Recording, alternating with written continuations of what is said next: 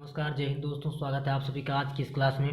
आज की क्लास में मैं आपको बताने वाला हूँ हिंदी के बहुत ही मोस्ट इंपॉर्टेंट क्वेश्चन, ऐसे प्रश्न जो आपको 16 फरवरी के आपके बोर्ड एग्जाम में आने वाले हैं।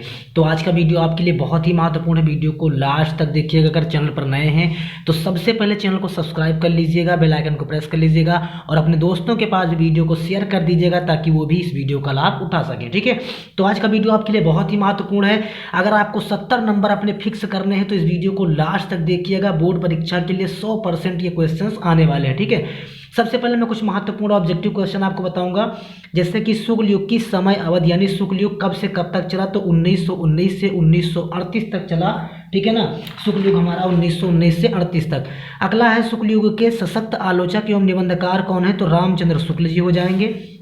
अगला है छायावादोत्तर युग के प्रमुख कवि का नाम क्या है, तो इनका नाम है रामधारी सिंह दिनकर। अगला है कि शुक्ल युग के प्रमुख इतिहासकार, तो इसके प्रमुख इतिहासकार हैं बाबू गुलाब राय। अगला प्रश्न, गोदान किस युग का उपन्यास है, तो याद रखना प्यारे मित्र, बहुत इंपॉर्टेंट क्वेश्चन है, शुक्ल युग का। ठीक है, अगला है लहरों के राजहंस के लेखक, वेरी मोस्ट इंपॉर्टेंट, बहुत बार पूछा जाने वाला प्रश्न, लहरों के राजहंस जिसको लिखा है मोहन राकेश ने। अगला है कि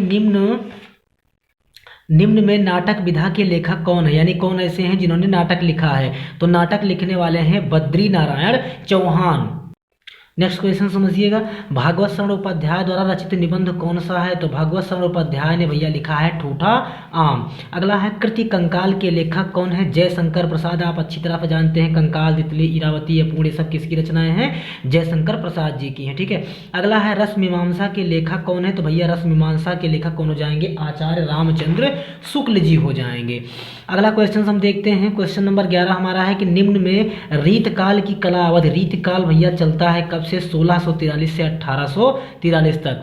अगला है रसिक प्रिया के रचनाकार कौन है, तो आचार्य केशवदास जी हो जाएंगे।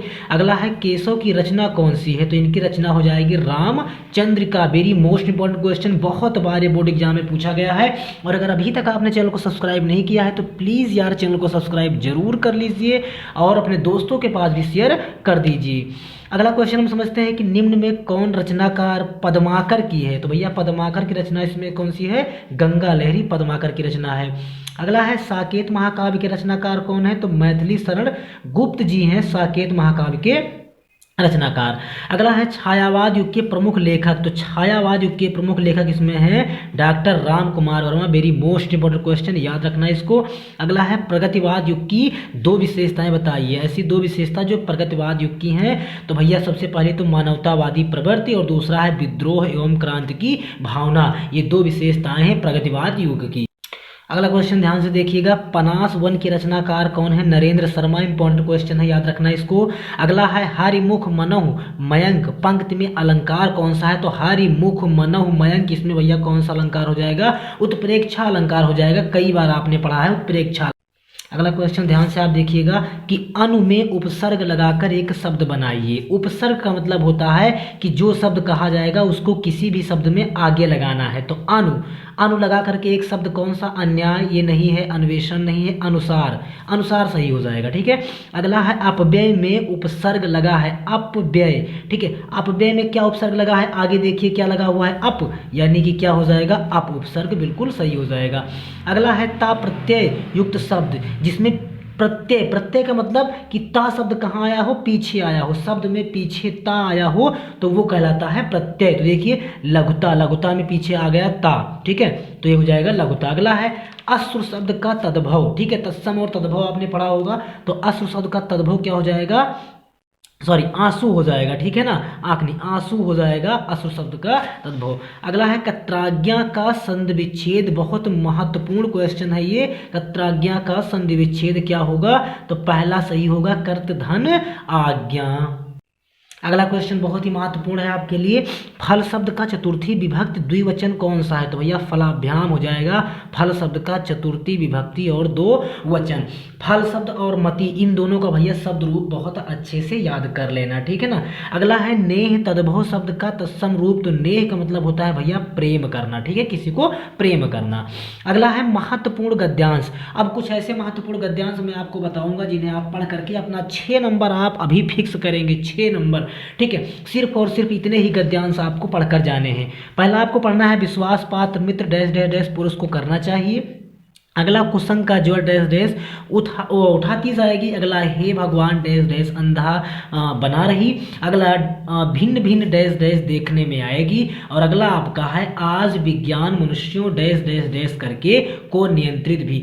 सिर्फ इतने ही गद्यांश आपको पढ़ लेने हैं, इन्हीं के लेखक का नाम और इसी के पाठ का नाम पढ़ लेना है। 6 नंबर आपको बहुत ही आसानी से मिल जाएंगे। आपके क्वेश्चन बैंक या बुक दोनों जगह ये क्वेश्चन आपको मिल जाएंगे। अगर फिर भी नहीं मिलता तो आप हमें कमेंट कर दीजिए, मैं इसे आपको बता दूंगा। ठीक, इसके बाद में कुछ महत्वपूर्ण पद्यांश आपको पढ़ने होंगे प्यारे मित्र, जिसमें सबसे पहले ऊधो मन न भये 10-20 और ना ही जगदीश एक, ये पढ़ना है। अगला सुन सुंदर बैन से लेकर मंजुल कंजकली, ये पढ़ना है। अगला शीश जटा डैश डैश सखी रावरे को, ये पढ़ना है। अगला है बुरो बुराई जो तजय, ठीक है ना, बुरो बुराई जो तजय डैश डैश करके लोग उत्पात। और एक और आपको पढ़ना होगा सच्चा प्रेम डैश डैश होती है विकसित। इतने पद्यांश आपको पढ़ लेने हैं और इनके रचयिता का नाम और इसके पाठ का नाम पढ़ लेना है। इसी में से आपको बोर्ड एग्जाम में 6 नंबर मिल जाएंगे।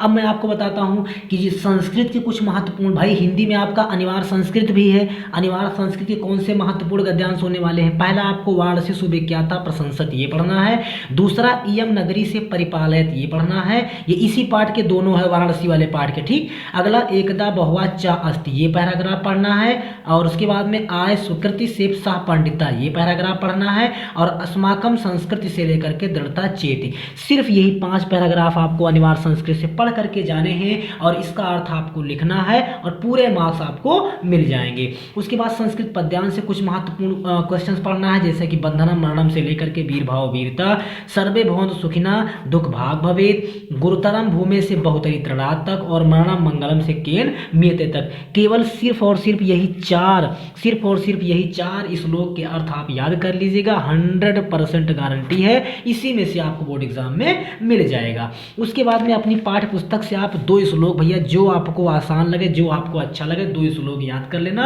अपने बोर्ड एग्जाम के लिए। ठीक है, उसके बाद में महत्वपूर्ण जीवन परिचय में आप गद्यांश से भैया रामचंद्र शुक्ल और जयशंकर प्रसाद, ये 2 जीवन परिचय सिर्फ याद कर लेना, इसी में से आपको मिल जाएगा। और ध्यान से जिसका भी जीवन परिचय याद करना, उसका सबसे जरूरी चीज है रचना जरूर याद कर लेना, जिसका भी जीवन परिचय याद करना।